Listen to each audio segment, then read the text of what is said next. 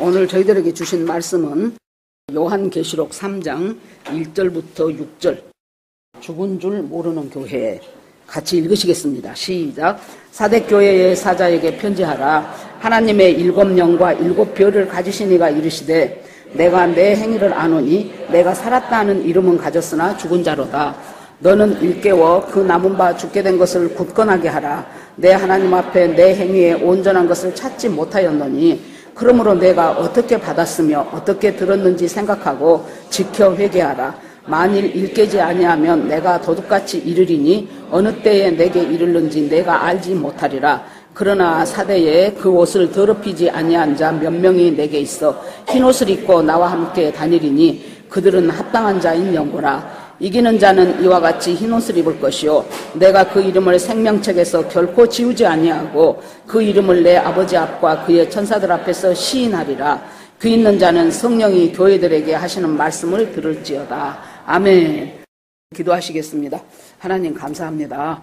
오늘 또 저희들에게 예배드릴 수 있는 시간도 건강도 믿음도 허락하신 하나님 감사를 드립니다. 하나님 아버지, 정말로 하나님 아버지, 주 은혜 가운데서 날마다 하나님이 내게 부어주시는 마음이 무엇이며 나를 향한 하나님의 뜻이 무엇이며 말씀은 나를 어떻게 통치해가고 있는가, 기도 속에서 성령님의 세미한 음성은 내가 어떻게 듣는가, 하나님 그리하여 하나님 앞에서 정말로 주님 앞에 온전하게 행하는 저희들이 되기를 원합니다. 이 말씀을 주께서 인도해 줄 것을 믿사옵고 예수 그리스도 이름으로 기도합니다. 아멘. 인사하시겠습니다. 우리는 복받은 사람들입니다. 오늘 또 은혜 주실 줄 믿습니다. 예, 감사합니다. 예수님의 12제자 가운데 사도 요한은 어느 누구보다도 머리도 좋고 또 이 어떤 세상적인 야망도 컸던 사람이에요. 그런데 예수님 십자가에 돌아가실 때 다른 제자들은 다 도망가고 베드로는 부인해버리고, 그런데 십자가 밑에까지 간 사람은 요한 한 사람뿐이었어요. 그래서 아마도 요한은 이렇게 쉽게 예수님이 십자가에서 십자가형으로 처형될 뿐은 아니다. 내가 그동안 3년 반 동안 제자로 따라다니면서 죽은 사람 살린 것도 한두 번이 아니에요. 뭐 중병 걸리고 나면서부터 소경되고 뭐 귀머거리고 안진뱅이고 뭐 그런 사람 그 자리에서 말씀 한마디로 고치는 것도 종이가 부족할 정도로 엄청난 기사 이적을 행한 이분이 어떻게 저기서 저렇게 허망하게 십자가에서 죽을 리가 없다. 그렇다면은 분명히 십자가까지 가서도 아직 기회는 있다. 뭔가 예수님께서 어떤 이벤트로 이것을 뒤집을지 알 수 없는 노릇이다. 아마 이런 생각도 이 사람 속에 있었는지는 모르겠어요. 그렇게 해서 십자가 밑에까지 따라갔어요. 그랬는데 예수님이 너무도 허망하게 엘리 엘리 라마 사박단이 다 이루었다.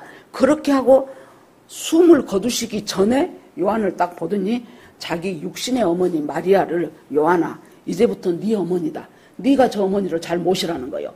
그러고 마리아를 향해서는 이제부터 당신 아들입니다. 실은 그 밑에 동생들도 있었잖아요.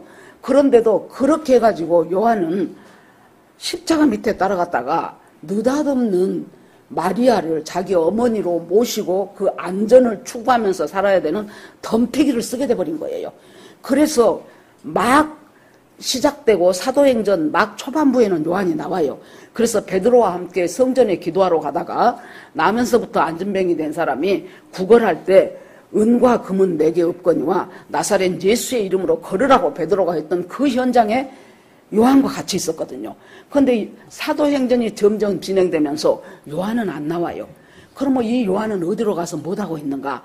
아마 이 예수님이 십자가에서 자기한테 주셨던 그 임무인 마리아를 안전하게 보호하고 수종드는 것이, 그래서 요한이 안 나온 것 같습니다.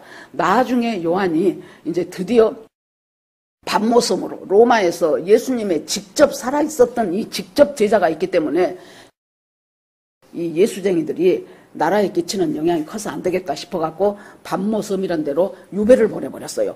그곳은 정말로 일교차도 심하고 그런 데다가 채석장이 있어서 차마 죽일 만한 사람은 아닌데 사형시키지는 뭐하고 그냥 거기서 갖다 놓으면은 굶주리지요. 잘 못 먹지요. 뙤약볕에서 중노동하지요. 그러다 보니까 가만둬도 몇 년 못 살면 죽어요. 그래 놓으니까 그냥 요한을 그리다 유배를 보내버린 거예요. 그러고 있는 터에 어느 날 밤에 갑자기 예수님이 부활하셨던 승천하셨던 그 예수님이 요한 앞에 나타난 거예요. 그래가지고 보니까 갑자기 뒤에서 주의 날에 그랬어요. 주의 날에. 그러니까 말씀을 자세히 보면은 안식일 교회에서는 토요일에 예배를 안 드리면은 다 죽은 교회. 우리들 보고 뭐라 그러냐면 일요신자 그러더라고. 일요신자. 자기들만 구원받는다는 거예요. 그런데 이 계시록 막 시작하면서 언제 예수님이 나타나셨어요? 주의 날. 주의 날은 지금 주일이에요. 안식 후 첫날이요. 그러니까 그때 뒤에서 자기 뒤에서 엄청난 나팔 소리 같이 큰 음성이 들리는 거예요. 그러니까 순간적으로 예수님의 음성이 나는 것은 느껴지는데 너무나도 큰 음성이 들리면서 그러면 예수님이 부활하시고 승천하셔서 하나님 보좌 우편에 앉아 계신 그 예수님이 무슨 말을 해야 올냐 그러면은 야 요한아 내가 지금 가 있는 그곳은 그 천국은 너무나도 귀하고 아름다운 것이란다. 나중에 가다 보면 이제 이 세상 끝날 때 적그리스도라는 것이 나온단다. 그 다음에 천년왕국은 이렇게 펼쳐진단다. 그런 얘기를 한 것이 아니고 예수님이 엄청난 나팔소리 같은 소리가 들리는데 그 소리의 내용이 뭐예요? 네가 본 것을 다 기록해라. 에베소, 서머나, 버가모, 두아디려, 사대, 빌라델피아, 라오디게야 이 7교회에 네가 본 것을 기록해서 전달해 주라는 거예요. 그러면 여기에서 있는 7교회는 우리가 알다시피 그 당시에 소아시아, 지금 터키 거기에 있는 7교회였어요. 그러나 이 교회는 앞으로 예수님 다시 오실 때까지 얼마나 수많은 교회가 생겨나고 또 생겨나죠. 그 수많은 교회들의 샘플이라고 보면 돼요. 그러니까 우리가 지금 제자들 교회가 이 7교회 중에서 딱 어디다 그렇게는 말할 수 없겠지만은 이 교회의 특성도 우리가 조금 갖고 있을 수가 있고 저 교회의 특성도 갖고 있을 수가 있고 저 교회의 약점도 우리가 갖고 있을 수가 있고 그러겠죠. 그런데 예수님은 뭐예요? 그러니까 나중에 적그리스도가 오고 뭐하고 그것은 나중에 설명할 일이고 지금 당장 예수님이 요한 앞에 오셔갖고 가장 관심을 갖는 것은 교회라는 거예요. 교회. 예수 믿고 구원받은 사람들의 모임. 교회가 헬라어로 에클레시아 그럽니다. 그 말은 뭔 말이에요? 부름을 받은 사람들이 모인 곳이에요. 예수 믿고 구원받고 예수님이 부름을 받은 사람들이 모여있는 것이 교회예요. 그 교회에 대한 직접적인 관심을 가지는 것이 첫 번째 관심이 교회를 향해서 이 7교회한테 네가 본 것을 말해라. 그런데 그 본 것은 지금 네가 본 거 있지. 이제 일어나고 있는 일이 있지. 현재 앞으로 장차될 일도 있을 것이다. 그래서 계속해서 지금 계시록에 앞으로 장차될 일 가운데 적그리스도도 나오고 그 다음에 뭐 무슨 그 3년 반 후 3년 반도 나오고 그 다음에 7년 환란도 나오고 천년 왕국도 나오고 아마겟돈 전쟁도 나오고 이런 것이 이제 나중에 뒤로 가면서 계속 이제 펼쳐지지요. 그러니까 이제 이 요한이 그 소리 나는 곳을 향하여 뒤를 돌아봐요. 너무나 이제 놀래기도 하고 예수님이 이건 예수님이다 하는 것이 깨달아지는데 그래서 보니까 예수님이 자기가 옛날에 봤던 예수님이 아니에요. 몸을 돌이켜 나에게 말하는 음성을 알아보려고 돌이킬 때에 7 금촛대 사이에서 인자 같은 이가 예수 같은 이가 발에 끌리는 옷을 입고 가슬에 금띠 띠고 머리털에 희기가 양털 같고 그 눈은 불꽃 같고 발은 풀무불에 단련한 빛난 주석 같고 그 음성은 폭포수가 쏟아지는 것처럼 수많은 물소리와 같은데 그랬는데 보니까 오른손에 7 별이 있고 그 입에는 좌우에 날성금이 있더라. 자기가 3년 반 동안 제자로 따라다니던 인간으로 오신 그 예수님 모습이 아니에요. 너무나 놀라운 거예요. 눈은 빛난 불꽃 같고 입에는 놀라운 날선 금이 있고 거기다가 뭐 주석 같은 뭐 신발을 신었고 그 다음에 흰 옷에 가운데는 정금 띠고 너무 놀랬고 무서워갖고 기절해버려. 요한이 여러분 이 중에 한 가지 두 가지만 봐도 우리 정신을 잃어버립니다. 하나님 앞에 있으면은요 우리가 딱 할 말을 못해요. 완전히 그냥 굳어져 버려요. 정신을 잃어버려. 그러니까 예수님이 뭐라 그래요? 두려워 말라. 나는 처음과 나중이라. 내가 죽었다가 다시 살아났고 영원토록 세세토록 나는 살아있는 바로 그 하나님이다. 그러니까 너는 두려워 말아라. 그러면서 네가 본 것, 지금 일어난 일, 앞으로 일어날 일을 전부 기록해서 7 교회의 사자들에게 보내라. 그렇게 하고는 주님이 바로 2장 들어가면서 에베소 교회부터 이제 시작을 합니다. 에베소 교회는 굉장히 칭찬할 것이 많은 교회였어요. 수고도 많이 하고 인내도 많이 하고 헌신도 많이 하고 정말로 흠잡을 것이 별로 없어. 이런 교회는 칭찬받기에 합당한 교회인데 주님이 뭐라 그래요? 바로 이 에베소 교회, 네가 진짜 수고하고 인내하고 이단이 오면은 다 분별해갖고 쫓아내고 너무너무 잘했다는 거예요. 그런데 문제는 예수님을 향한 첫상을 잃어버렸다는 거예요. 가장 중요한 것이 뭐예요? 우리가 엄청난 일을 한다 할지라도요, 주님은 그 일을 누구와 함께 하냐가 중요한 거예요. 하나님에 대한 사랑으로 이 일이 이루어진 것이냐, 아니면 내 체면 생각에서, 아니면 저 사람이 그 전에 나한테 좀 잘해줬으니까 내가 또 보답하는 차원이라든가 여러 가지의 이유 때문이 아니고 하나님에 대한 사랑을 잃어버리면은 그렇게 에베소 교회에 칭찬할 것이 많은데도 그거 하나님이 전부 다 물어 돌리고 촛대를 옮겨버리겠다는 거예요. 확 바꿔버리고 문 닫게 하겠다는 거예요. 이렇게 해서 이제 7 교회에 대해서 하나하나 한 교회 한 교회마다 예수님이 나타나는 모습이 달라요. 모습이 다르다는 것은 뭐예요? 그 교회의 영적인 현상을 꼭 집어갖고 그 교회에 필요한 모습으로 나타나요, 예수님이. 그래서 에베소 교회는 보니까 아주 오른손에 별이 있고 막 금초대 사이를 다니고 이런 모습으로 나오고, 어떤 교회는 보니까 너무나 말씀이 죽어버린 교회에, 제가 그 전에 우리 친정교회도 그냥 목사님이 어떻게 그냥 민주회복하는 정의에 그냥 불이 올라가지고는 어떤 성경을 읽든지 결론은 박정희 도당과 김종필 일당으로 끝난다 그랬지요. 그래 놓으니까 말씀이 없는 교회예요. 그런 교회에는 주님이 어떤 모습으로 나타나요? 좌우에 날선 검을 가지고 있는 모습으로. 성경은 날선 검이에요. 그래서 히브리서에서 보세요. 하나님의 말씀은 살았고 운동력이 있어 좌우에 날선 검이 되어 우리의 심령과 권수와 관절을 쪼개기까지 하는 것이 바로 성령이잖아요. 그것이 바로 말씀이잖아요. 여러분, 교회는 어떤 것입니까?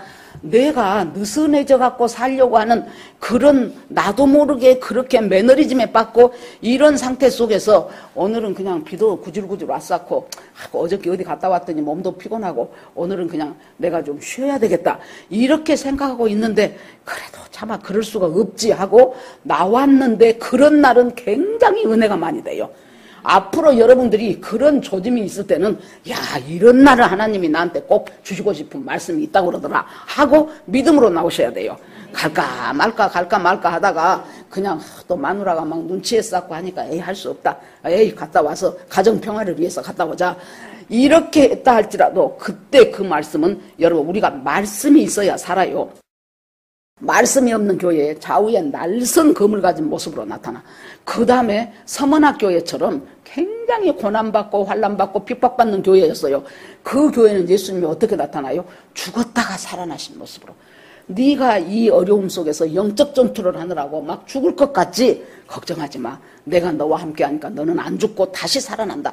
죽었다가 살아나신 부활하신 모습으로 나타나요. 그러니까 예수님이 나타나신 모습이 각 교회마다 다르다는 거예요. 그 교회에서 가장 그 교회의 핵심, 그 교회의 영적 상태를 착 뽑아가지고 예수님이 그 모습으로 나타납니다. 오늘 우리가 보는 사대교회는 어떤 모습으로 나타나시냐 그러면은, 사대교회의 사자에 편지하기를 이 하나님의 7 영과 7 별을 가지신 모습으로, 하나님의 7 영과 7 별을 가지신 모습으로 예수님이 나타났어요.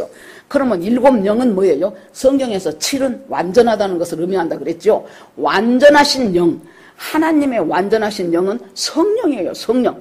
성령과 그 다음에 7 별, 별은 1장에 보면은 그 교회의 사자다 그랬어요. 그 교회의 지도자예요. 그런데 영어 성경 보면은 이 사자를 메신저라고 나와요. 그러니까 하나님의 말씀이 전달되는 그 모습으로 예수님이 나타났어요. 한마디로 말하면은 이 사대교회는 성령하고 상관도 없이 살아가는 교회예요. 거기다가 말씀이 중심이 되어서 말씀이 흘러오지 않고 그냥 메신저가 메신저 노릇을 제대로 못하는 그런 교회예요. 그 교회의 그 모습으로 딱 나타나셔갖고 한마디 일갈하시는데 뭐예요? 너희 이 사대교회는 겉으로 살았다는 이름은 있으나 실은 죽은 교회다. 죽은 교회라는 거예요. 살았다는 이름은 있으나 실은 죽은 교회. 근데 문제는 뭐예요? 자기들이 죽은지를 몰라. 이 교회 사람들의 특징이 예수님은 죽은 교회라고 하는데 자기들은 죽었다는 것을 모른다 그 말이에요. 내가 네 행위를 아노니 그랬어요. 잘 보세요. 성경은 한자 한자가요. 깊이 묵상하면은 성령께 여러분들이 도움을 구하셔야 돼요. 하나님, 제가 지금 요한계시록 2장 3장을 읽습니다. 하나님, 제가 잘 모릅니다. 저에게 성령께서 조명하여 주셔서 주님이 하시고 싶었던 그 은혜로 나를 깨닫게 하옵소서. 그러면 한자 한자가 다르게 보인다니까요. 내가 네 행위를 아노니, 네 믿음을 아노니라고 안 했네? 네 마음을 아노니라고 안 했네? 네 행위를 아노니. 입으로 말하는 것과 마음으로 먹는 것은 제법 그럴듯한데 전혀 행위로는 나와지지 않아. 예를 들어서 로마서 12장 1절 보십시오. 그러므로 형제들아, 내가 하나님의 모든 자비하심으로 너희를 권하노니 너희 몸을 거룩한 산제사로 드리라. 이는 너희의 드릴 영적 예배니라 그러죠. 즉 너희 몸을 거룩한 산제사로 드렸냐? 그러면은 그 예배가, 오늘 여러분들이 교회 오는데 우리 교회들은 참 평균이 1시간이잖아요. 그래 놓으니까 참 힘들게 어렵게 오셨는 줄 다 압니다.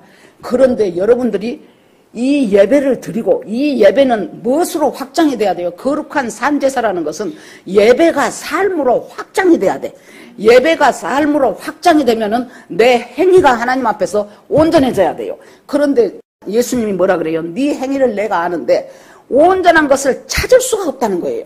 그러면 하나님, 어떻게 인간이 완전합니까? 주님이 여기서 말하는 온전이라는 것은 객관적으로 볼 때 저 사람 행위에 흠이 없는 완전한 사람이 되라, 그 말 아니에요. 하나님도 우리 수준을 알아요. 그러니까 여기서 온전이라는 것은 첫째, 내 믿음의 분량이 있어요. 그 다음에 내 형편과 환경이 있어요. 그 속에서 하나님을 사랑하며 하나님 뜻대로 살고자 하는 최초의 몸부림이 바로 온전이에요. 하나님 뜻대로, 하나님 안에서 내가 믿음이 이것밖에 안 되는데 내가 이만큼은 못 살아요.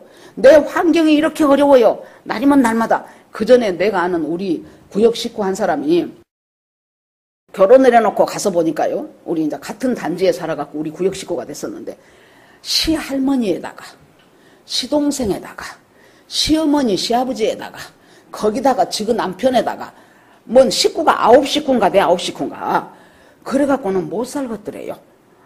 꼭도 뭐 새벽 몇 시부터 일어나서 거기다가 뭐 시동생인가 시조카인가는 아무튼 좌우지간 일찌감치 또 출근을 한대요. 그러니까 이제 그 사람 밥부터 시작을 해갖고 정말로 도망가고 싶더래요. 그래서 어느 날 자기가 이제 일 다 마쳐놓고 베란다에서 캄캄한 밖을 내다보고 있는데 저 교회에서 저기서 십자가가 빨갛게 반짝반짝 빛나는 것을 보고 한 번도 교회 안 가본 사람이에요. 교회라는 곳을 좀 한번 가보면 내가 좀 뭔가 위로를 느껴질까? 이 생각이 들더래요. 그래서 그 생각이 들자마자 하나님은 이 사람한테 역사해요. 어떻게 역사해요? 절대로 그 집 식구 시할머니 있지, 시부모 계시지, 지금 남편 교회 갔다가는 난리가 날 일이에요. 그래 놓으니까 가만히 생각하니까 일요일이라고 모두 늦잠을 자. 그러니까 일부 예배 빨리 하는 교회가 있으면 자기가 살짝 갔다 와도 모르겠다 그 생각이 들더래요.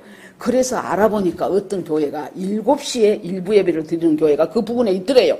그래서는 자기가 아침 산책하는 양 해갖고 갔다 오면 다 자고 있어. 예배 끝나자마자 죽었다고 자기는 쫓아오니까 그렇게 하면서 믿음이 점점 자라가지고 나중에는 남편도 저는 안 다녀도 할 수 없이 인정을 해주고 그러는 사이에 시동생 결혼하고 뭐 시아버지 돌아가시고 시어머니 돌아가시고 이제 다 이제 자기들 식구 네 식구만 남았죠. 거기서 이제 아들 딸들은 이제 자기가 열심히 이제 교회 데리고 다니면서 이제 얘네들은 믿음으로 기르고 이렇게 주님께서요 그 사람이 처해 줄 수 있는 내가 처한 환경에서 하나님을 믿어보고자 하는 최선의 마음 그것이 온전이에요. 이 사람 보고 뭐 너 남아서 구역예배해라 너 남아서 순모임하고 가라 안 그래요. 왜? 그럴 수가 없어. 이 사람이 처한 그 자기 환경과 이 사람이 뭔 믿음이 있어요. 교회 처음 가본 사람인데 그런데 하나님이 살아계셨다면 좋겠다는 그 믿음 하나 그 믿음과 환경 속에서 자기가 하나님 앞에 최선을 다하고 주님을 기다리는 것 그것이 온전이에요. 그러니까 여러분들은 우리는 완전하게는 못 살아. 그런데 온전하게는 살 수 있잖아요. 그런데 하나님이 너는 하나님 앞에서 온전함이 없다는 거예요. 그저 이 핑계 대고 저 핑계 대고 뭐 나는 뭐 몸이 약해서 안 돼요. 나는 뭐 일이 많아서 안 돼요. 나는 무엇이 어째요 하면서 완전히 매너리즘에 빠고 게으르고 나태하고 이런 곳이었어요. 그런데 이 사대라는 곳의 특성이 어떤 곳이냐면은 금맥이 흘러요. 그 사대라는 도시에 금맥이 흘러갖고 금 생산지요. 그러니까 돈이 많겠죠. 금을 생산하니까. 거기다가 염색 공장도 있어요. 거기다가 양털을 가공하는 양털 공장이 있어요. 그래가지고 그 당시에 굉장히 사대하면은 부자 동네. 뭐 미국의 뭐 에버리 뭐 비버리 힐즈 같은 뭐 그런 것, 한국 압구정동 뭐 이런 식으로 그런 식으로 부자 동네 이렇게 돼 있어요. 거기다가 이 사대라는 도시가요. 남쪽 하나 빼놓고 서쪽, 동쪽, 북쪽이 전부 절벽이요. 천연의 요새요. 그러니까 안전하단 말이에요. 남쪽 방어만 잘하면은 동서북은 걱정이 없어. 그러니까 여러분 보세요. 국방적으로 안전해요. 거기다가 돈 많아요. 그러니까 사람들이 안전하고 돈이 흔하고 그러다 보니까 아주 그곳에서 음란과 부패와 나태와 타락과 이런 것들이 일어나요. 인간들은 돈 많으면 그 돈 갖고 하나님 안에 있는 사람들이 제대로 써요. 하나님 안에 있는 사람들이 돈이 많이 생기면은 주님의 뜻에 합당하게 그렇게 해서 그 돈들을 여기도 가고 저기도 가고 흘려보내고 그러지 하나님과 상관없이 사는 사람들 욕심 많은 사람들이 돈 많이 넣으면 그저 저 향락과 지 쾌락과 지 바람 피우고 그냥 집 늘리고 차 비싼 차 사고 뭐 난리치고 그냥 이렇게 살아가는 것이 돈 갖고 헛짓해요. 그러는데 이 사람들 속에 이 사회 풍토가 이제 사대라는 사회 풍토가 그런데 그때 복음이 들어갔단 말이에요. 복음이 들어가 놓으니까 처음에는 안 그러다가 점점 어떻게 돼요? 점점 세상적인 가치관이 교회 안에 들어와요. 여러분 얼마나 이 세상의 가치관들은 우리를 향하여 날마다 유혹해요. 텔레비전만 틀어보세요. 광고를 보세요. 요즘은 뭐 인터넷 유튜브만 봐도 뭐 연예인들 살아가는 거 봐보세요. 기가 막혀요. 스포츠 스타들 손흥민, 이강인, 뭐 박지성 이런 애들 뭐 1년 연봉이 뭐 우리는 상상도 못할 정도의 뭐 몇백억이요 몇백억.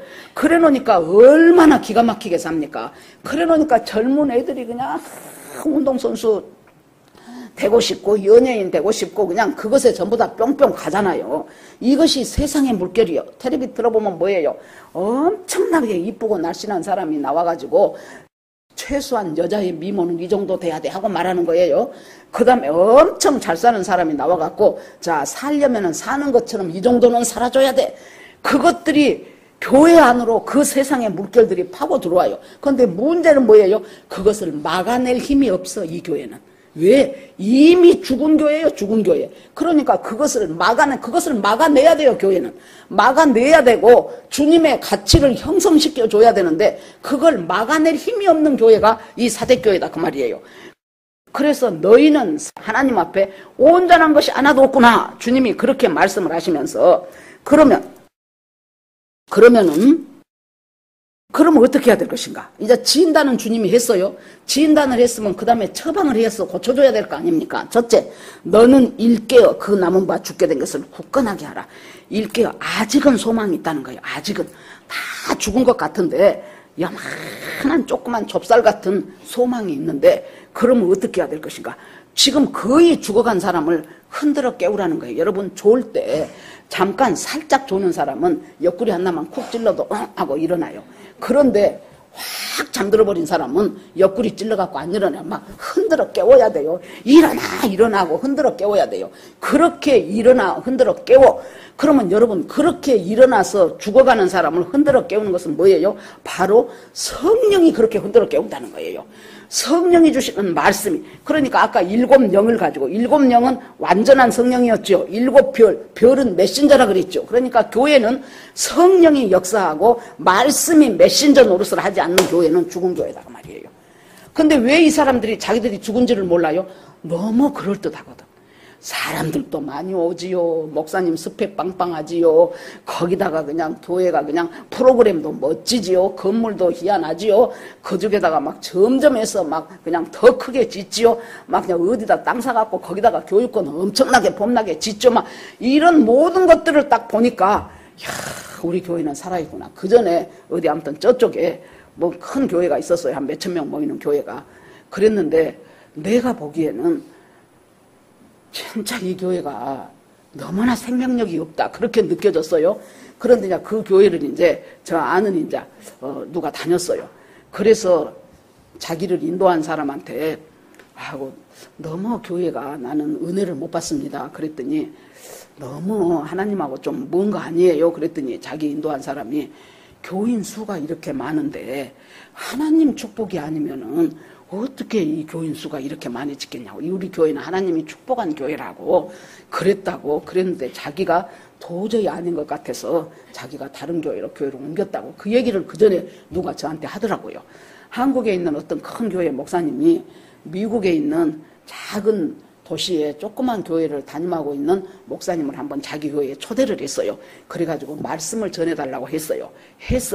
그러고 나니까 이 목사님이 좀 그 작은 교회 목사님 앞에서 좀 의시되고 싶었던지, 아이고, 그렇게 자그마하게 가족처럼 그렇게 예배 드리다가 이렇게 몇천 명 모이는 이곳에서 예배 드리려니까 조금 부담스럽지요. 그랬대요. 그랬더니 그 미국 목사님이 참 그 영성이 있으신 분인가 봐요. 씩 웃더니 몇천 명 중에서 오늘 제대로 신령과 진정으로 예배드린 사람은 10사람 정도 됩니다. 그러더래요. 몇천 명 중에서 제대로 예배드린 사람은 10사람 정도 됩니다.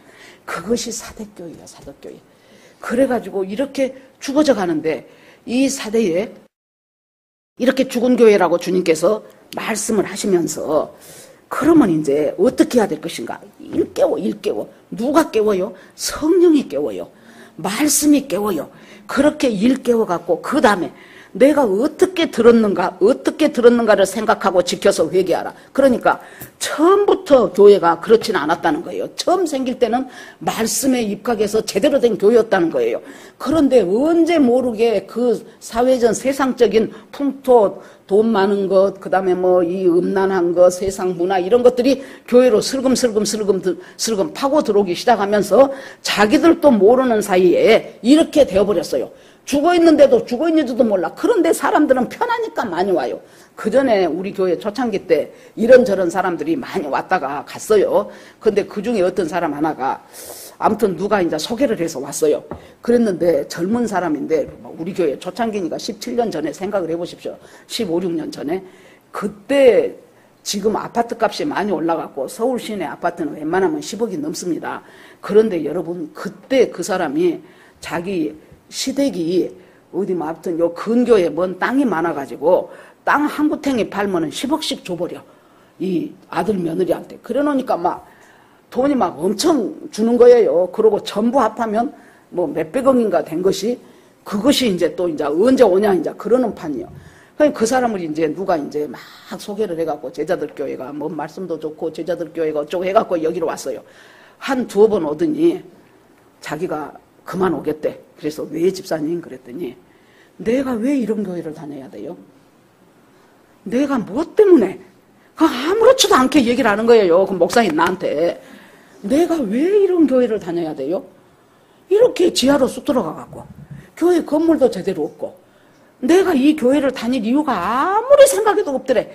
자기 집 부근에 삐까뻔쩍한 교회들이 얼마나 많은데 내가 왜 이 교회를 다녀야 되는가? 아무리 생각해도 나는 이 교회 다닐 이유가 없는 사람이다. 그러니까 가난하고 힘들고 어렵고 그런 사람들은 제자들 교회 다니고 자기같이 그냥 돈이 그냥 젊은 사람인데 막 심심하면 5억 생기고 10억 생기고 20억 생기고 하는 나 같은 사람은 이런 교회를 다닐 필요가 없다는 거예요. 그렇게 하고 너무도 당당하게 그동안 한 두 번 낳아준 것도 엄청 내가 고마워해야 될 판이에요.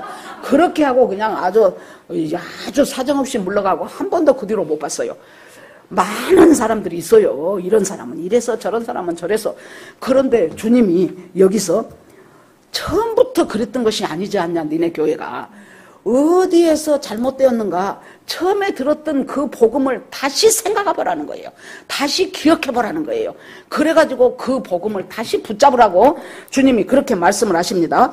만약에 이것이 지금 마지막 기회예요. 주님이 이 사도 요한을 통해서 사대교회한테 주는 마지막 기회인데 만약 이렇게 했는데도 일어나지 못한다면 내가 도둑같이 이르리니 어느 때에 내가 이르는지 네가 알지를 못할 것이다.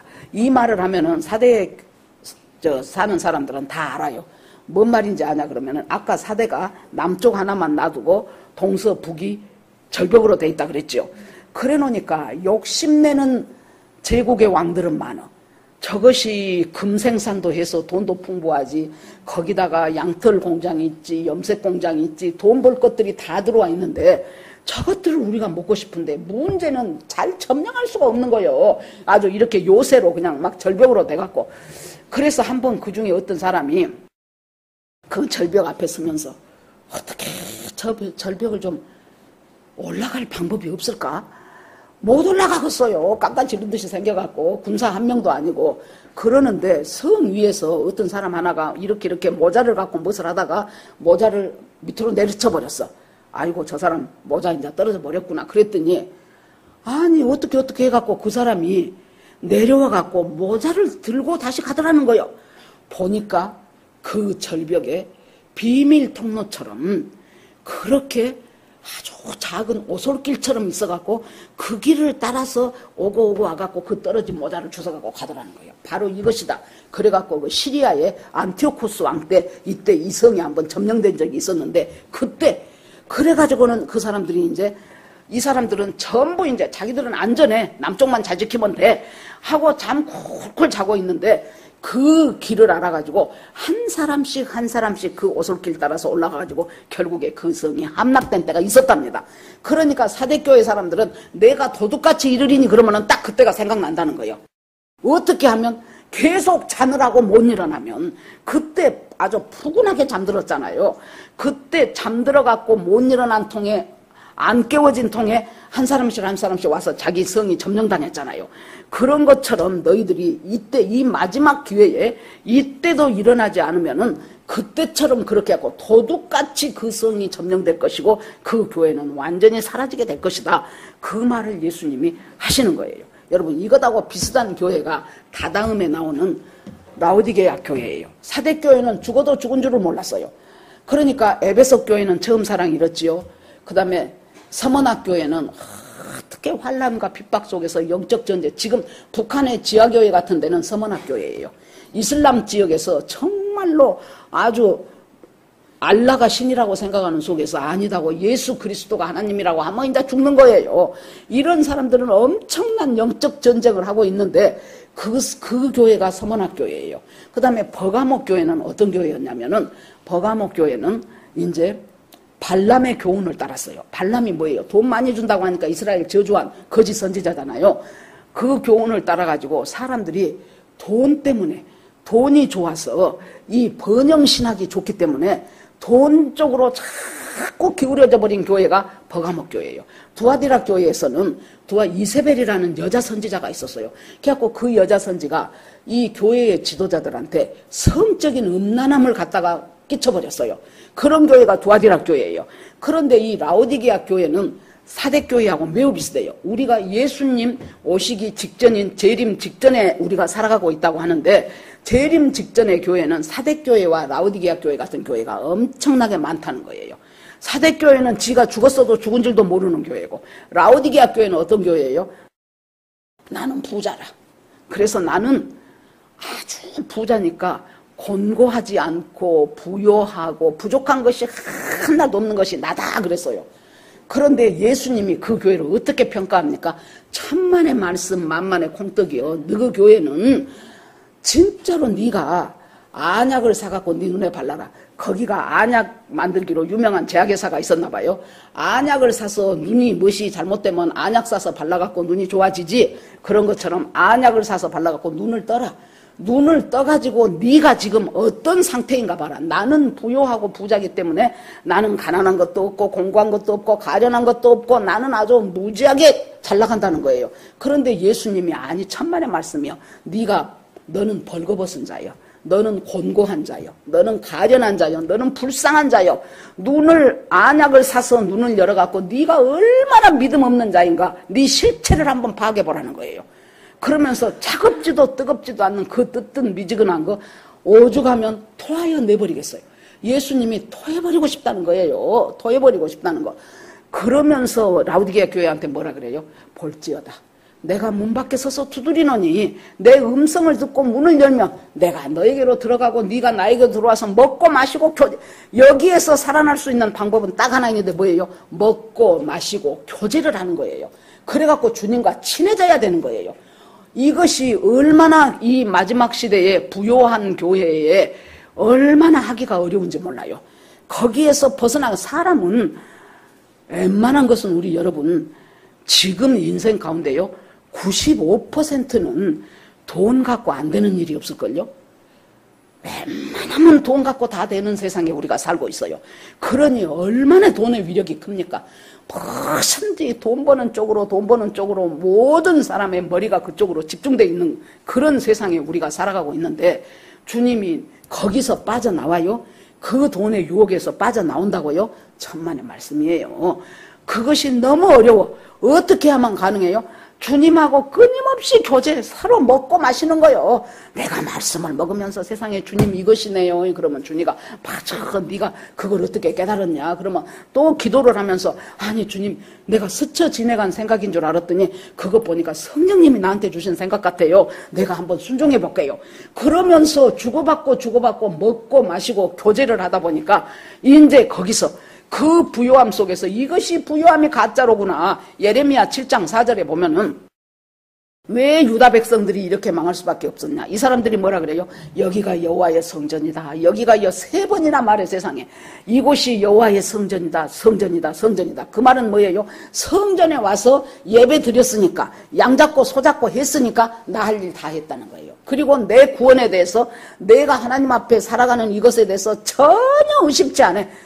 지금 제가 가끔 말하는 것처럼 우리가 이 기성교회에서 문제가 뭐냐 그러면 여러분 내가 사탄이라고 생각을 해봅시다. 사탄이 여러분들을 끄집어 들여갖고 나를 따라오는 지옥 백성을 만들려면 제일 처음에 뭘 흔들겠습니까? 바로 무엇을 흔드냐면은 구원론을 흔들어요. 구원론을. 그래가지고 언젠가 어떤 사람이 자기가 예수님이 자기를 이렇게 포근하니 안아준 것 같은 것을 언제 느꼈대요. 그러니까 자기는 하나님의 자녀고 자기는 죽어도 천국 갈 수 있다고 생각하고 절대 교회를 안 와. 절대 예배도 안 드려. 나는 구원받았다는 거예요. 여러분 그것뿐입니까? 얼마나 많은 사람들이 나는 교회에 등록했고 나는 또 교회도 안 빠지고 다니고 그렇기 때문에 나는 구원받았다는 것이 확실하다고 생각하는 수많은 사람들. 이 수많은 사람들이 실은 뭡니까? 실은 구원하고는 상관없이 살면서도 자기는 구원받았다라고 생각하는 착각 속에서 살다가 나중에 정말로 내가 하나님 나라에 갔을 때 유구무원이거나 그랬어요. 전부 다 의의 옷을 입고 있는데 자기는 딴 옷 입고 있어.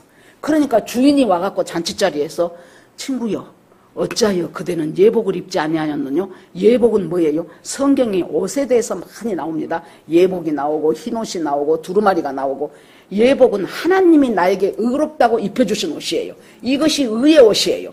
그런데 이 사람은 자기가 그동안 굉장히 열심히 일했고 폼나게 살았고 선행도 많이 했고 그랬기 때문에 내가 한 내 선행과 내 행동이 내 옷이라고 명품이라고 생각을 해서 예복을 나눠주는데도 이건 나 필요 없어요 그러고 자기가 딱 들어가서 앉았는데 주인이 와갖고 친구여 어찌하여 예복을 입지 아니하였느냐 하니까 유구무원이거늘 입이 있어도 할 말이 없어요. 왜? 그전에는 무지하게 할 말이 많았다니까요. 나는 아주 선행도 많이 했고 나는 부조도 많이 도움도 많이 줬고 나는 바르게 살았고 할 말이 많은 그 자기가 만든 예복을 입고 있었는데 예수님 앞에 딱 가니까 자기 죄가요 기가 막히게 보이는 거예요.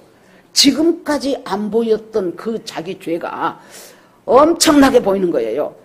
제가 금요일 날 오신 분들한테 그 말씀을 드렸는데 여러분들이 다윗에 대한 평가를 볼 때 아니 다윗은 세상에 어느 날 지금 자기 장수들은 전쟁하러 전쟁 중에 있어요. 목숨이 왔다 갔다 하고 그러는데 늦지막이 아주 실컷 자고 늦지막이 오후 해 넘어갈락 말락한 그때 일어나서 보니까 저쪽에서 어떤 여자가 목욕하고 있는데 그 여자가 너무도 아름답게 보이는 거예요. 여러분 왕궁 바로 옆에다가는 사람들 집을 안 지어요. 이 왕의 안전을 위해서. 그러니까 제 생각은 못해도 몇십 미터는 떨어져 갖고 그 집이 있었을 거예요. 그런데 이 다윗 눈에 여러분 몇십 미터 떨어져 갖고 어떤 여자가 목욕을 하는데 20대 처녀의 몸인지 80대 아줌마 할아버지의 몸인지 구분이 되냐고 몇십 미터가 떨어져 갖고 있는데 그냥 목욕한갑다 그러지. 그런데 그 여자가 너무도 아름답게 보이는 거예요. 그 여자가 밧세바였죠. 그러니까 사람 시켜갖고 야, 저 목욕하는 저 여자 누군가 봐라. 그랬더니 그 심부름간 신하가 와가지고 예, 밧세바입니다. 그렇게 말 안 해. 성경 봐요. 우리아의 아내 밧세바가 아니니까 그 말은 뭔 말이에요? 지금 네가 뭔 흑심을 품고 아무리 네가 왕이지만은 뭔 흑심을 품고 나한테 그거 물어보라고 했어? 지금 저 여자의 남편은 당신을 대신해서 전쟁 중에 있는 충신 우리아의 아내입니다. 꿈 깨십시오 그 말이에요. 정 당신이 여자가 필요하면은 딴 여자 남편 없는 여자 후궁으로 들이면 되지. 이쁜 여자 어떻게 저것을 물어봅니까? 꿈 깨십시오. 우리아의 아내 밧세바가 아니니까 그랬는데 그 여자 데려와서 동침하지요. 한 번만 했겠습니까? 여러 차례 했겠지요. 그런데 여자가 임신했다 그러네. 아이고 이거 왕으로서 체면이 말이 아니잖아요. 그것도 장군의 마누라를 그래 놓으니까는 갔다가 특별 휴가 줘라. 그때 장군이 요압이었죠. 요압한테 말해갖고 우리아를 특별 휴가 보내라. 그래서 특별 휴가 보내면은 아이고 얼마나 고생했냐. 가갖고 네 집에 가갖고 네 마누라한테 하고 회포를 풀어라. 그러고는 갔다가 아이고 저 우리아의 아내가 임신을 했는데 어째 좀 빨리 났네. 그래버려. 지금처럼 뭐 무슨 유전자 검사가 있는 것도 아니고 그랬는데 이 순직하고 우직한 우리아가 아닙니다. 나는 그냥 이 궁궐 안에서 이 문지기들하고 같이 있겠습니다. 지금 내 부하 직원들과 내 상관은 전쟁에서 목숨이 오락가락 하는 데서 지금 전장을 지키고 있는데 내가 어떻게 집에 가서 맛있는 거 먹고 내 아내하고 협회를 풉니까? 나는 안 할랍니다. 그러니까 그 뒷날은 술을 왕창 먹여. 그러고 막 아주 산의 진미를 또 우리 아이 집으로 내려보내고 오늘은 가거라. 오늘은 가. 그래도 안 가. 그래 놓으니까 편지를 써요. 그래서 가장 비겁한 사람의 뒤통수 치는 것을 우리아의 편지라 그래. 미국에서는 우리아가 편지를 써. 다윗이 편지를 써. 그래갖고 저 죽으라고 요압한테 편지를 보내죠. 요압한테 편지를 보냈는데 뭐라고 해요? 이 우리아를 전쟁할 때 적군한테 제일 앞장서게 해갖고 적의 화살에 우리아가 죽도록 해라. 그렇게 편지를 썼는데 자기 죽으란 편지를 모르고 그것 갖다가 지 상관 요압한테 주잖아요. 이 사건 이후로 얼마나 많은 일들이 생겼습니까? 다윗의 소위가 여호와 보이게 악하니라. 성경은 한 문장으로 해놨는데 다윗의 하는 짓거리가 여호와 보기에 악하니라. 그러자 나단 선지자를 보내죠. 나단 선지자가 이제 이러저러 했어요. 그랬더니 다윗이 있다가 정말로 내가 죄인이네. 진짜로 나는 죄인이네. 그렇게 하고는 하나님 앞에 시편 51편에 보면은 침대가 침상이 다 젖도록 통에 자복을 했다 그랬어요. 그러면서 거기 보면은 내가 우리 어머니가 죄악 중에서 나를 잉태했고 나는 출생할 때도 나는 죄악으로 나는 출생을 한 사람입니다. 이 말은 여러분 아까 내가 그렇게 못된 짓을 했는데도 불구하고 그 전에 장로님이 이제 전에 젊었을 때 아무리 봐도 자기가 다윗보다는 낫대. 그 근처에도 자기는 안 가보잖아. 그런데 어떻게 하나님이 다윗을 내 마음에 합한 사람이라고 하냐고. 우리도 얼른 생각해보면 다니엘이나 요셉 같은 사람을 하나님이 내 마음에 합한 자다 그러면 이해가 돼요. 이 다윗을 어떻게 내 마음에 합한 자라고 하냐고. 여러분, 다윗은 그 나단의 지적을 받으면서 단순히 회개한 것이 아니에요. 시편 52편을 보면은 내 속에 의로운 것이라는 것은 일도 없다는 것을 깨달은 거예요. 도저히 내 자신 갖고는 나는 구원할 수 없는, 구원받을 수 없는 사람이라는 것을 철저하게 깨닫고, 그러면 그것이 어디로 갔어요? 나를 구원할 수 있는, 내가 이렇게 죄인임에도 불구하고 나를 구원할 수 있는 그 누구, 나 구원자가 필요하구나, 메시아가 필요하구나, 그걸 깨달을 때 하나님이 다윗의 내 마음에 합한 사람이에요. 여러분과 제가 정말로 내 속에 구원받을 수 있는 것은 일도 없는 사람이 하나님 납니다. 여러분 살면서 보세요. 얼마나 우리가 시기합니까? 누가 좀 잘 됐다 그러면 아유 그래요 축하해요 그러면서 속으로는 아이고 잘난 것도 없는 것이 자랑하네. 또 이제 이렇게 돼요. 그리고 누가 이제 무엇이 어째서 그 사람이 어렵게 됐단다 그러면 또 어째요. 내 그럴 줄 알았어 하는 짓거리가 저 사람 언제 하나님 앞에 한번 혼나지 싶더니 드디어 때가 됐구만. 얼마나 우리 속에서 비판하고 판단하고 시기하고 질투하고 이것이 숨도 못 쉬게. 그 전에 제가 이제 누구 한 사람을 성경 공부를 열심히 시켰어요. 이제 다른 데서 살 때. 그러니까 그 사람이 막 은혜를 너무 받아. 그래갖고는 나보고 그래 집사님 목사님이 연말만 될 때마다 자기 보고 구역장을 하라 그러면 자기가 절대로 못한다고. 나는 구역장 못합니다. 절대로 못합니다 하고 몇 년을 자기가 거절을 했는데 이번에 목사님이 나한테 또 구역장을 하라고 하면 내가 하겠다고 하겠대. 어떻게 집사님 그런 기특한 생각을 했어요? 그랬더니 집사님, 저 집사님하고 이렇게 일주일에 한 번씩 와서 성경 공부하면서 성경이 이렇게 재밌다는 것을 깨닫게 되고 아 이렇게 가르치면 되겠다. 그것도 오더라는 거예요. 그래서 그렇게 하겠다고. 그랬더니 목사님이 진짜로 연말에 아무개 집사님 좀 어디 저 구역에 구역장 좀 맡아주시라고 그랬더니 예 목사님 하겠습니다 그랬다는 거예요. 그래갖고 이제 그 사람이 이제 열심히 해. 그랬더니 내 귀에 들리기를 저 전 집사가 진짜 성경 잘 가르친대. 그러니까 내 속에서 내가 다 가르쳐놨는데. 맞아요. 그 사람이 잘해요. 그러면 얼마나 말은 안 했어 말은. 그러나 내 속으로 내가 열심히 가르쳐 놓으니까 지가 잘하지. 지가 절로 잘해. 그 마음이 순간적으로 드는 이것이 우리가요. 우리는 일도 의롭지 않아요. 우리가 죄 짓고 죽을 수밖에 없어요. 다윗이 그것을 깨달으면서 그 다음에 뭐예요?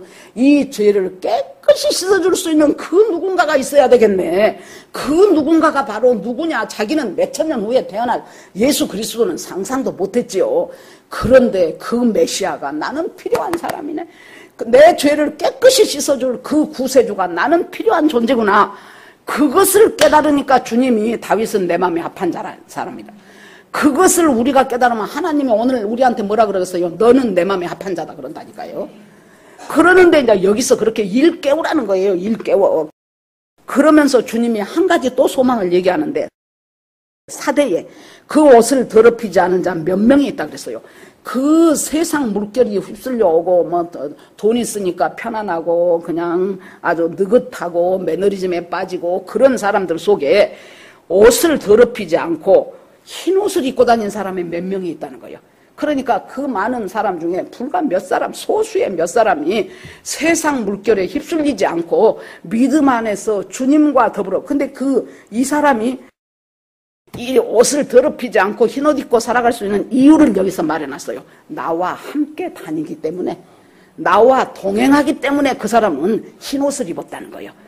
주님과 동행하는 사람은 환경에 함몰되지 않고 주님이 입혀주신 흰옷은 뭐예요? 의의 옷. 내가 만든 내 옷이 아니고 예수 그리스도가 나를 위해서 죽어주신 그 사실을 믿고 내가 주님의 뜻에 서기로 한 그때부터 주님께서 나에게 의의 옷을 입혀주신 그 옷을 입고 두 번째 이 흰옷은 여러분 잘 생각해야 될 것이 예수 믿고 구원받고 내가 예수님의 피로 십자가의 피로 내가 구원받았구나.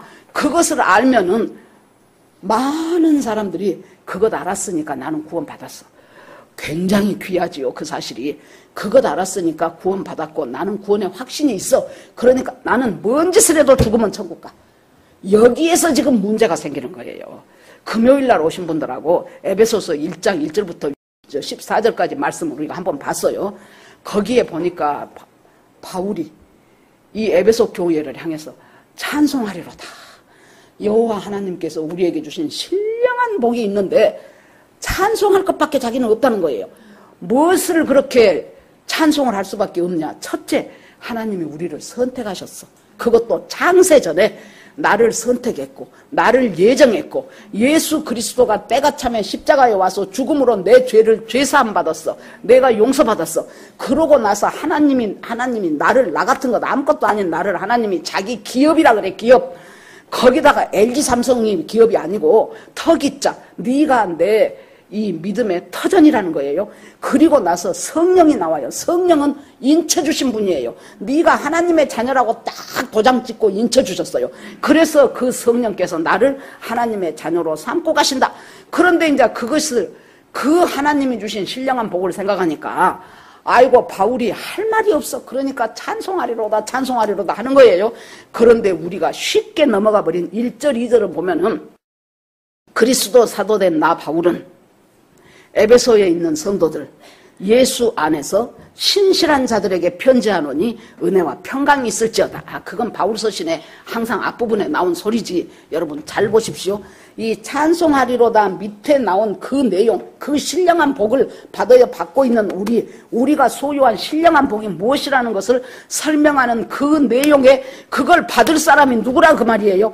에베소에 있는 성도.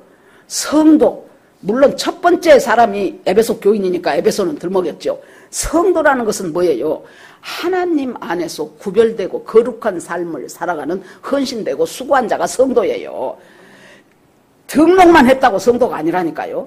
거기다가 예수 안에 있는 신실한 사람, 하나님 앞에 무엇이든지 예수 안에서. 아마 그 원로 목사님 가운데 김진홍 목사님 아마 유명하십니다.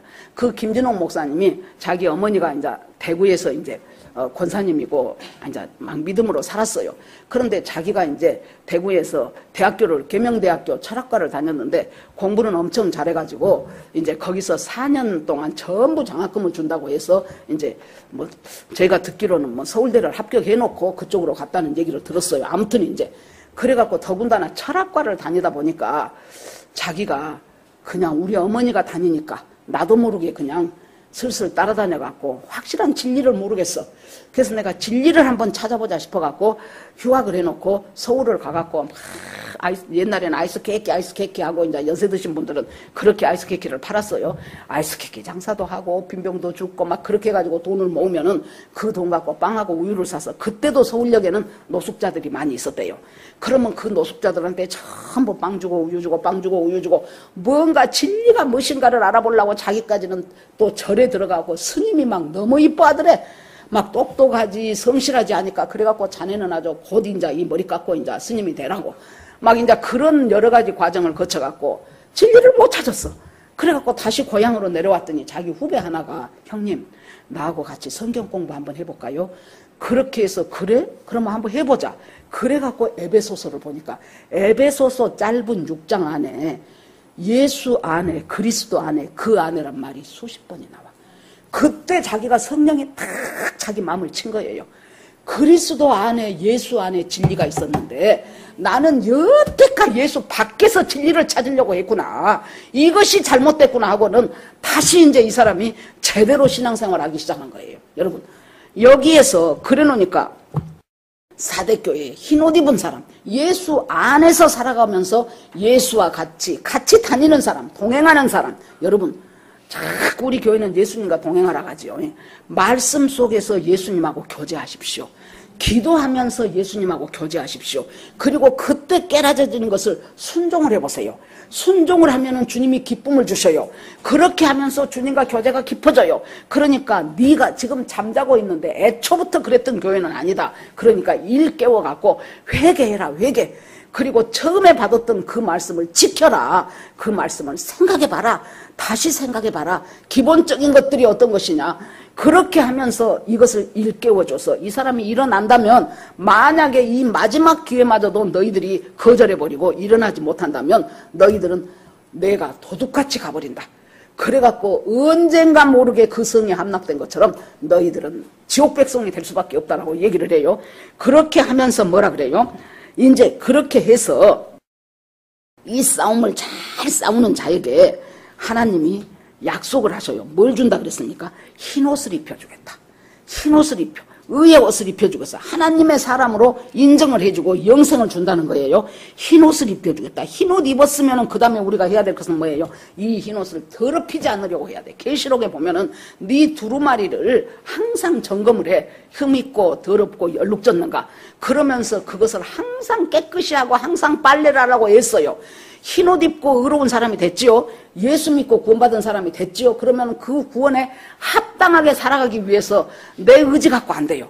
끊임없이 주님과 교제하고 동행하고 함께하고 할 때 내 흠이 보이고 티가 보이고 얼룩이 보여갖고 그것들을 깨끗이 할 수 있게 되는 거예요. 그러니까 흰옷을 너희한테 입혀줄 것이고 그 다음에 두 번째 약속이 뭐냐 그러면은 내가 그 이름을 생명책에서 결코 지우지 않겠다.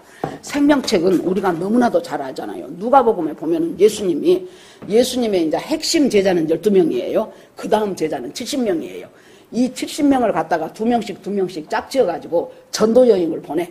그래갖고 이 사람들한테 능력도 주고 예수의 이름으로 병도 고치고 예수의 이름으로 귀신도 쫓고 그렇게 이제 갔어요. 그래갖고 이 사람들이 전부 이제 갔다가 돌아왔어요. 그래갖고 막 사람들이 막 업돼갖고 온 거예요. 왜 그러냐 그랬더니 세상에 선생님 우리가요 아니 예수님 이름으로 귀신 든 사람한테 나가라니까 나가대요.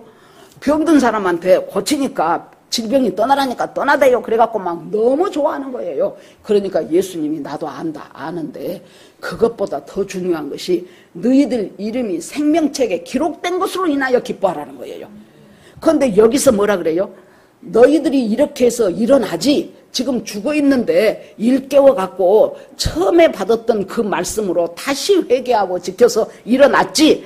일어났으면은 내가 너희들의 이름을 생명책에서 지우지 않겠다. 여러분 이때 우리가 깨달아야 되는 것은 무엇이에요?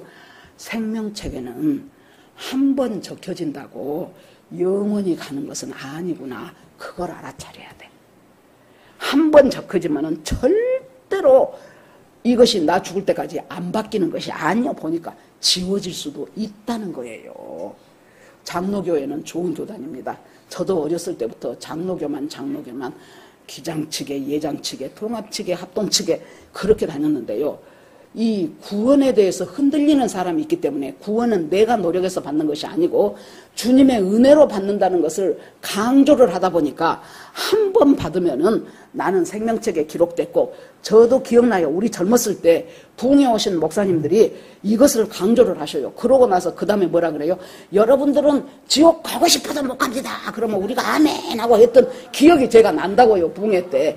그런데 성경을 보니까 생명책에도 지워질 수 있구나. 제가요 우리 교회 초창기 때요 어떤 집사님을 보면서 저 사람이 과연 구원 받았을까 하는 짓거리나 말하는 것이나 정말 너무 구원하고 먼 거예요.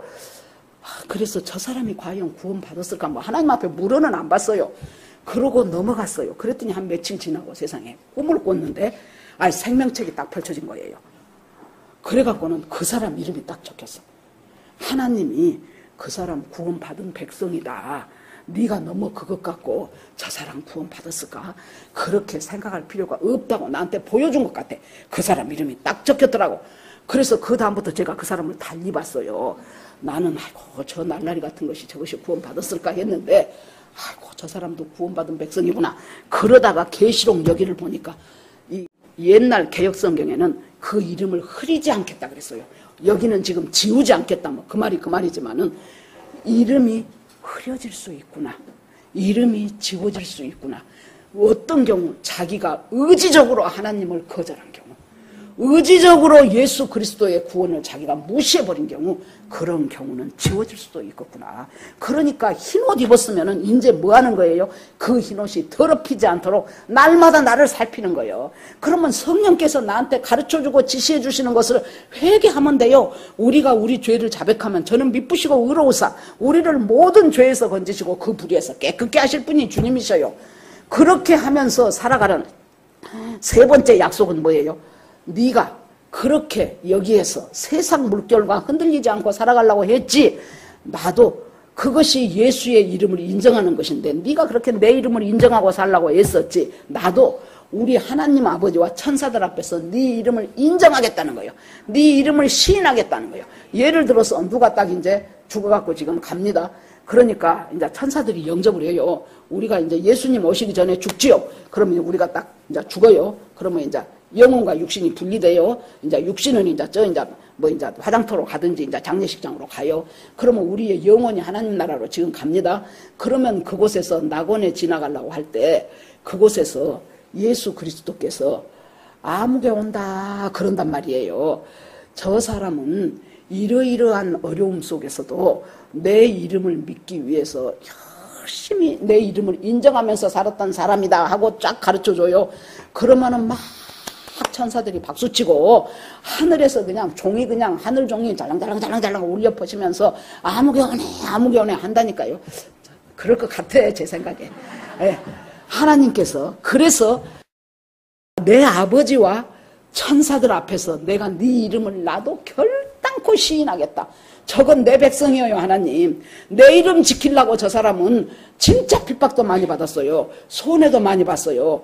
자기 많은 귀하고 즐겁고 좋은 것들 그거 다 버려버리고 그 가치 버리고 하나님의 가치 따르면서 살라고 애썼던 사람이에요. 그걸 인정해 주겠다는 거예요 주님께서. 그 약속을 하십니다. 그리고 나서 마지막에 주님이 하시는 말씀이 이기는 자. 그러면 이기는 자라는 것은 뭐예요? 싸움의 대상이 있어야 이길 거 아닙니까? 누구하고 싸워요? 주님이 나한테 잘못했다고 책망한 그 가르쳐준 거 그거 고치려고 싸우는 거예요. 어디에 느닷없는 사람하고 싸우는 것이 아니에요. 너는 지금 잠자고 있니라고 네가 죽었는데도 죽은지도 모르구나 빨리 일어나 하던 그 성령의 목소리대로 성령의 음성대로 살려고 애쓰는 것이 싸우는 거예요. 거기에서 이기는 자가 되는 거예요. 그러면서 주님이 마지막에 하시는 말씀이 귀 있는 자는 성령이 교회들에게 하시는 말씀을 들을지어다. 이 말은 모든 7교회에 다 똑같이 하는 소리가 귀 있는 자는 성령. 그러면 우리가 귀 없는 사람이 없지요. 이 귀 있는 교회라는 것은 어떤 것이요? 성령의 말을 들을 수 있도록 귀를 자꾸 열어주는 것이 교회라고 말이에요. 느닷없는 사람이 우리 교회에 와갖고 설교를 들으면 잘 안 들려. 졸려. 그건 뭐 예수님 곧 오신다고 했었고 저런 소리 했었고 맨날 회개하라 그랬었고 재미도 없어. 그러는데 자꾸 이 귀는 교회라는 것은 성령이 나에게 하시는 그 말씀을 들을 수 있도록 훈련시켜주는 장소가 교회다 그 말이에요. 그래서 귀 있는 자는 성령이 교회들에게 하신 말을 들을지어다. 그리고 성령이 지시한 것을 그대로 살기 위해서 열심히 영적 전투를 해갖고 이기라는 거예요. 왜냐하면은 예수 그리스도께서 이기게 하겠다는 거예요. 그래서 사대교회 같고 라오디게아 교회 같은 이 현실 가운데서 사대교회 같이 죽어가는 교회, 라오디게아 교회 같이 감각이 없는 교회, 하나님의 관점과 자기 관점이 완전히 달라. 하나님은 네가 벌거벗었고 가련하고 불쌍하고 막 그러는데도 나는 부유하고 부자고 나는 부족한 것이 하나도 없다 그러니까 완전히 흙과 백처럼 다르죠. 그래가지고 점점 지옥 백성이 될 수밖에 없는. 그런데 이 7교회를 보면서요 여러분, 한 교회도 지금 여기서 서머나 교회와 빌라델피아 교회는 칭찬만 받은 교회예요. 그 교회는 놔두자고요. 이 나머지 5교회 중에서 주님이 끝까지 포기를 안 하셔. 그것이 주님의 우리를 향한 끊임없는 설득이에요. 끝까지 포기를 안 하셔.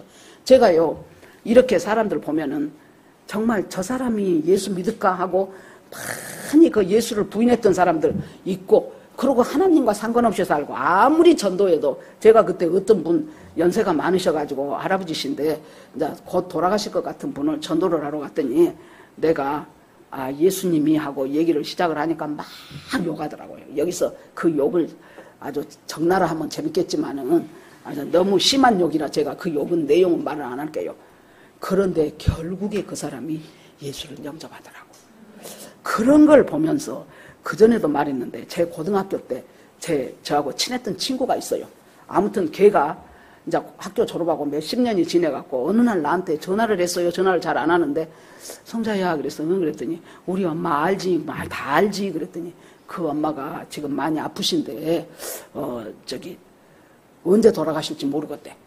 그래? 내가 한번 가볼게 그랬어요. 그때 이제 우리 금요일이었어. 그래서 금요일 날 구역예배 끝나고 병원이 어디냐 그러니까 어디 병원이라 하더라고. 그럼 내가 몇 시쯤에 거기 도착할게. 그랬더니 엄마가 정신이 들어왔다 나갔다 한다는 거예요. 그랬더니 한 10분 전에 정신이 들어왔대.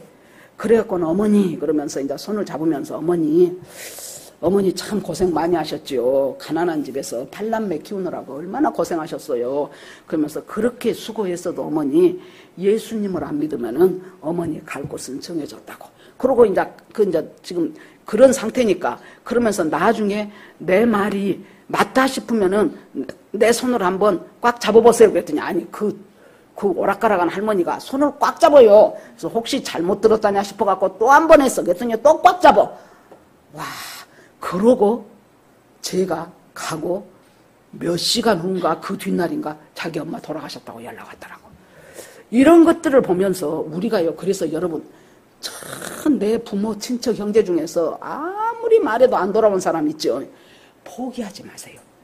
하나님이 포기를 안 하는데 우리가 포기하지 말라고요. 끝까지 어느 대목에서 하나님이 그 사람을 이렇게 마음을 확 돌릴 수가 있어요. 그렇게 할 때 주님께서 여기 보세요. 그래서 교회는 성령이 교회들에게 하시는 말씀을 들을지어다. 귀 있는 자는 귀를 여셔야 돼요. 그래서 설교 중에 그 말씀을 듣고 그때 우리 집사님이 우리 교회 설교를 100번 들었다 그랬잖아요. 100번쯤 듣고 오셨던 분이에요. 또 우리 혜선 집사님이 자기 언니하고 자기하고 언니 친구하고 셋이 이렇게 이제 운동을 한대요. 걷기 운동을. 그랬더니 어느 교회를 다니나 그래서 이러저러한 제자들 교회를 다니는데 거기 유튜브에 보면 설교가 나와 있으니까 그걸 한번 쳐보라고. 그랬더니 그 사람이 진짜 설교를 들었대요. 그러더니 혜선 씨 보고 너무 좋겠다 너는. 어떻게 그런 교회를 다니게 됐냐. 진짜 너는 좋겠다면서 그 사람이 그렇게 열심히 듣는다는 거예요. 그래서 내가 참 하나님 감사합니다. 어떤 식으로든지 복음이 들려서 그 복음이 한 사람을 살린다면 얼마나 하나님이 기뻐하시겠습니까? 그래서 교회는 성령이 하는 말씀을 듣는 것을 연습하는 장소가 교회예요. 내가 잘 들어야 그 잘 들은 정확한 말을 갖고 다른 사람한테 또 전해줘야 되지 않겠습니까?